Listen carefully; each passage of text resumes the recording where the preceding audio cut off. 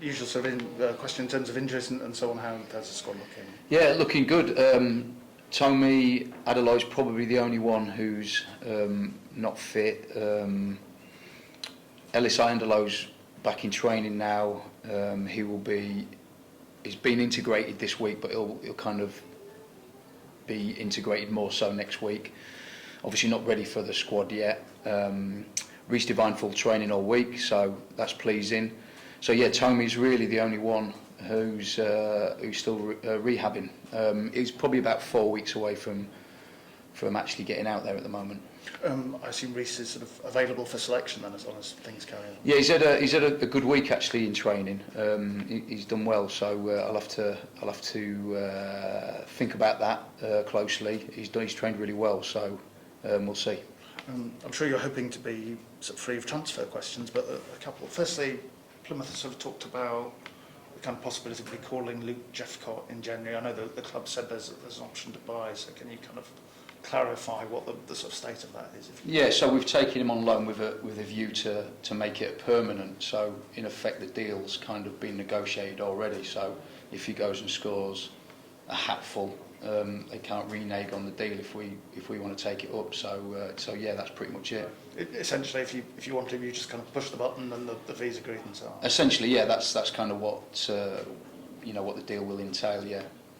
And are you looking for another free agent goalkeeper? Because I think when people are talking about Conor Brandt, they're very much talking in a sort of kind of a player you're looking to develop, if you like, rather than being one for the immediate now. Yeah, for sure. Conor's a really good prospect, and he's somebody that we will develop, and it will take time for him to be ready for first team action. At the moment, he is on the bench for us, but yeah, I think we're kind of looking for that, as you say, a free agent. And we have got a few irons in the fire at the moment with that. So again, it's an ongoing process that will take a bit of time. Talk defending a bit. Shipped 3 against Harrogate, and then I think it's 3 goals in the league. So did the Harrogate game in particular make you sort of think about anything defensively wise, or is it just a kind of evolution of the team? What sort of got that record going? Well, I think evolution of the team for sure. I think as well, Angus MacDonald's come in and got stronger game by game. I think he had a few rocky moments on Saturday, but I think in terms of defending, I think we've looked quite strong. And I think it is the evolution of the team. We do a lot of work in terms of the defending. We've done a real heavy session today in terms of how we want to defend, and hopefully we're going to reap the benefits from that. And I suppose the challenge is getting that balance between being solid and being expansive. Yeah, it is. We feel that we've got enough in the building to play, whether it's a back 4 or a back 3. We may flip at times, depending on who we're playing against. But I also feel that Angus and Tom Clayton have built up a real kind of solid partnership at the moment. And of course we want to be good with the ball, and at times we've turned the ball over probably too many times for my liking, especially in our half of the pitch. So it's something that we're kind of conscious of and we're working on. But it will take time, like we know. It's Tom's first kind of run of games in the Football League. He's never played in the Football League before this season, so it's going to take time for him to bed in. And again, when you look at Angus, even though he's a very experienced player, it's been a while since he's had a run of games as well. So we have to be patient with that. And we've got other defenders in the building as well that we know that we can rely on. So we may flip at times. And Gillingham is a bit of a different case, because obviously they put men behind the ball as soon as there was the sending off. But where can the extra creativity come from? What can you do better, perhaps as a team, to turn the draws into wins? Yeah, we found it a really frustrating afternoon. I think what we could have done better, looking back and analysing it in the days after the game, was that we felt that we possibly should have gone for the throat sooner. As soon as the man was sent off, there was a couple of actions where we could have been more aggressive, and we could have probably got in, and we didn't. We took our time. And then the longer the game went on, the harder it became, and they kind of really nullified the spaces, and we found it hard the longer the game went on. But potentially that's what we could have done better. We could have probably gone for it sooner. We spoke at half time about our movement and making sure that we had a little bit more definite movement, aggressive movement off the ball, and not necessarily to get on the ball, but just to open gaps up. I felt we did that better in the second half. On reflection, it was kind of like, spoke to a lot of people and said, you should have put more balls in the box. We looked at our stats. We actually had 56 box entries in the Gillingham game, which is it's more than one a minute. In a League Two game, you're looking at ball in plays around 54 minutes in a League Two game. So ball in play, it's one a minute. We're putting the ball in the box, but we just couldn't break them down. And sometimes you've got to give credit to the opposition.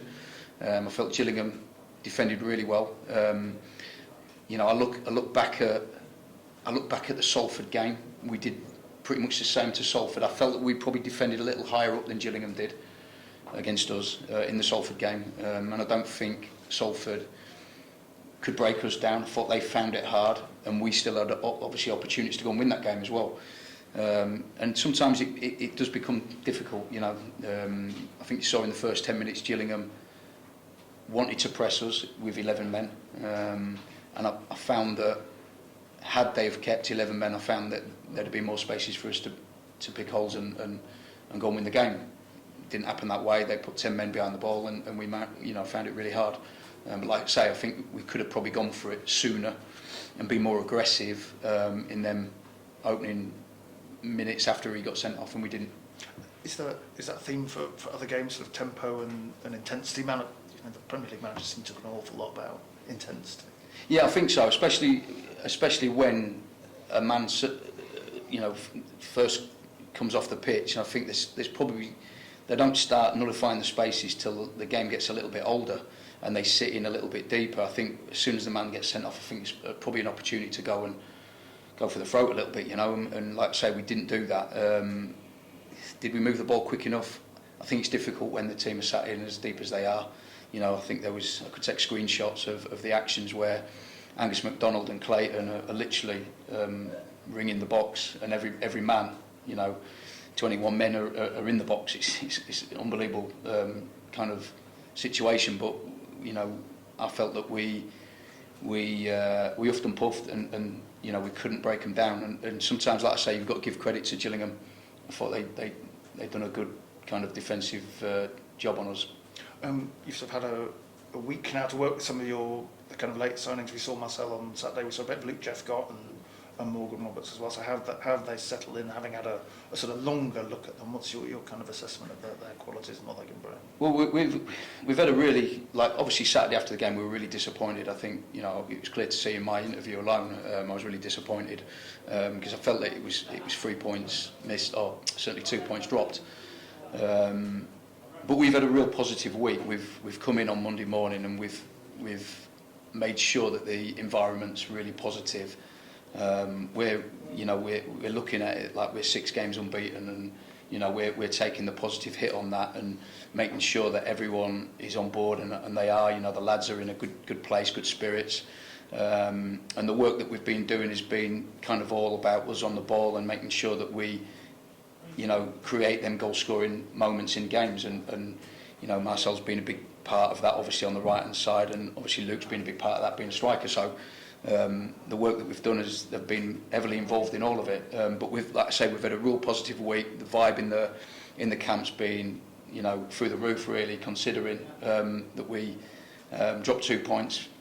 One thing I wanted to be is really upbeat on Monday, and it's been kind of the pattern all the way through the week. So we're in a good place. We're ready to go, and we're really looking forward to Saturday's game. I think when Plymouth are sort of talking about Luke, I think they're talking about sort of playing with one kind of central striker and him not being preferred. So how confident are you he can kind of do that for you in the current formation where you've got the one body in the middle and the two out wide? Well, I think that he can do that, and I think Saturday was difficult for him because I don't think there was any spaces. I think it was really difficult for any striker to play in that game. I think that looking at him, I think that he can play as a striker in a 4-3-3. I also think that, like I said earlier, that we can flip to a 3-5-2 and play 2 forwards if we wanted to. So, we've got options within the squad, and we're confident that whatever we pick, whatever formation we pick, that the players will kind of know what they're doing and how to stick to the game plan and hopefully, like I say, create goal scoring opportunities. And last one, Newport been bits of hit and miss with their start to the season. So what's the assessment on that? Well, you know, like you say, been hit and miss, but they've gone to Harrogate and you know, and scored a lot of goals and won the game, and then on Saturday they got beat by Grimsby at home. So they're a little bit indifferent, but they're a side with some good attacking players. You know, they've got Thierry Neves, who kind of plays up front with Omar Bogle, and they've got the boy James White, who's sits in behind them, who's a real handy player. So in terms of an attacking threat, they've got some really handy players. They roll kind of from one formation to another. You know, really fluent with how they do that. They're quite good. They're obviously coached very well, and it will be a tough test. You know, they're not. It's early doors yet, so you know I know that the results have been indifferent, but they're a good side, and it will be a tough game. Fingers crossed you do well. Thank you. Thank you.